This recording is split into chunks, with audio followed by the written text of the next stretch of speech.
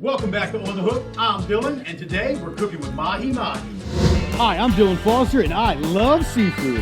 I've been in the Myrtle Beach area for more than 15 years, and since then, my life has revolved around seafood. From cooking and catching it, to serving and selling it, I've done just about everything you can do in this industry. So come and join me as we tour the places, faces, and tales of Myrtle Beach seafood. This is On the Hook.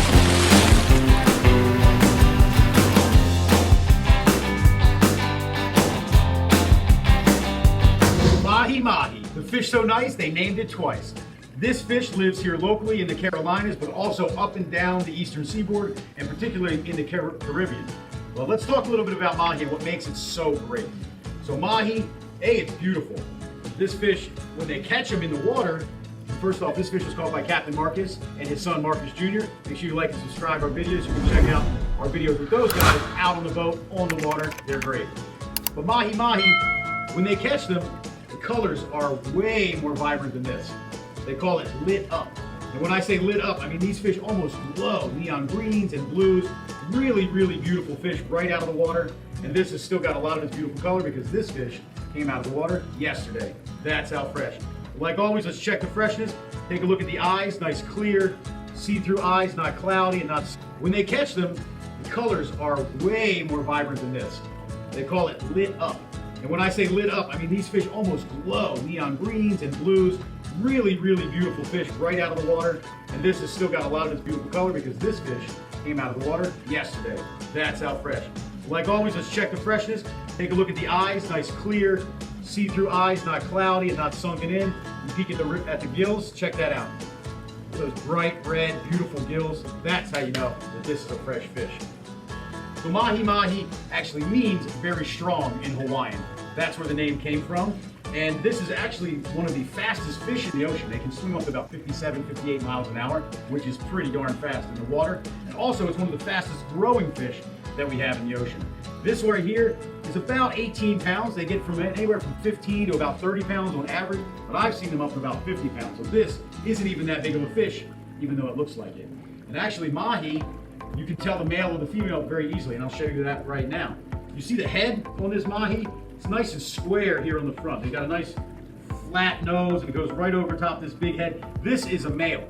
The females have a much more rounded face. They don't have this flat corner on the front of their face. So this is a male Mahi. And they live right on the top of the water, swimming around. They migrate from the south and north and then back down. They feed on topwater fish, so flying fish and squids and other things like that, swimming crabs, those kinds of things. That is what they eat, but they do not go to the bottom. It is a topwater or surface fish. And cut it, fillet it, the bone structure goes all the way down from the head to the tail, like all fish. The spine goes all the way down, but this spine has a lot of knots in it. It's not as smooth as most fish, so we'll have to get up and over the spine when we do it, when we cut it. Let's do that right now. So take our trusty fillet knife, make sure that thing is razor sharp, makes it that much easier. We're going to start on the very top of the fish, starting right here, just cutting through the skin. So we're just going to do a nice small incision just to get through that skin from the top all the way down to the tail. This is a long fish, very large, so take your time. Better to do it right than to fast. Now that we have the skin split, we're just going to use long, smooth strokes and get that meat right off the bone. Notice I'm picking my thumb, using my thumb to pick up that meat. You can see right in there, all the way to the spine. Let's listen to that music. Oop. There you go. That's the sound we're looking for, getting all that beautiful meat right off that fillet or off that bone. Now we're here to the spine. So when we get to the spine, we're going to tilt our knife up and come up and over the spine slightly. And then angle down and go on the other side of that spine. Just like all the way up here. So we hit those rib bones right there. Now, just like all the other fish, just come down on this side of the bone, getting it out. Come out the tail, and then we'll slowly work that fillet right off those bones. Come up through here. There's a little bit of bone here on the bottom side. And now we're ready to cut through those rib bones. For that, I'm going to use a little larger knife, a little more weight behind it. It's going to help me get through these large bones. handhold here in the tail. Here we go. A couple of nice smooth strokes. You can hear that knife popping through those rib bones.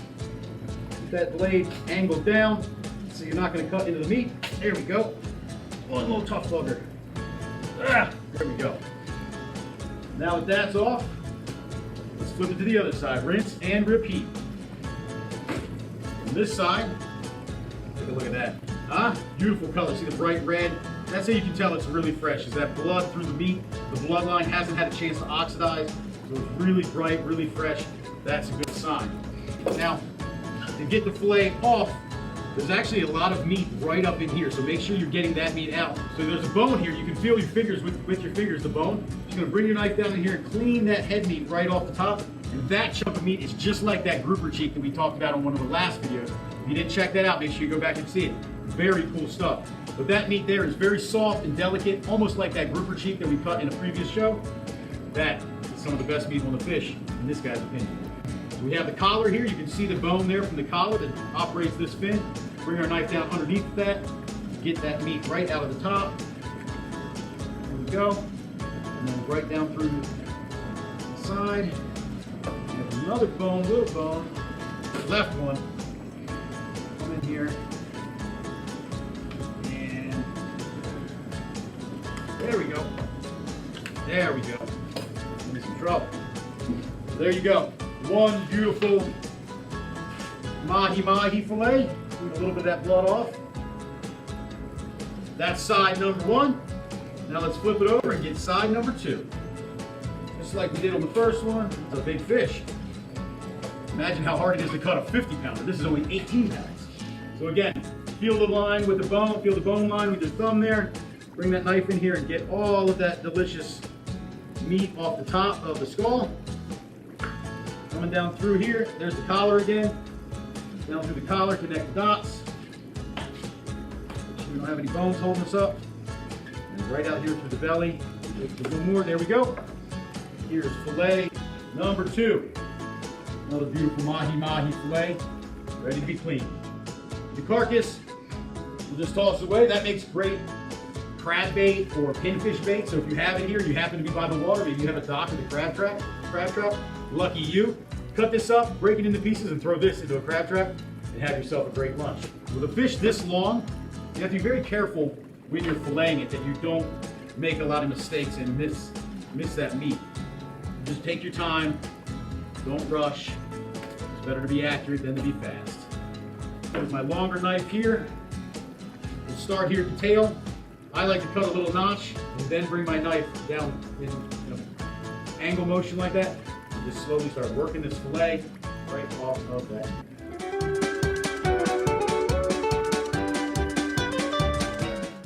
Right out of there. See what we're looking at, Tommy? Check out that bright red bloodline there. That's how we know we've got a really fresh fish. Now we're going to flip it back over and take the bones out. We did cut through the bones when we were taking it off the whole carcass, but we still have some bones right here, as well as this belly meat. So we're just going to come in underneath, start working that belly meat right off. It doesn't really have a great flavor, the belly meat. That is what's all right up against the intestines, so better to get that out of there than to try to clean it up.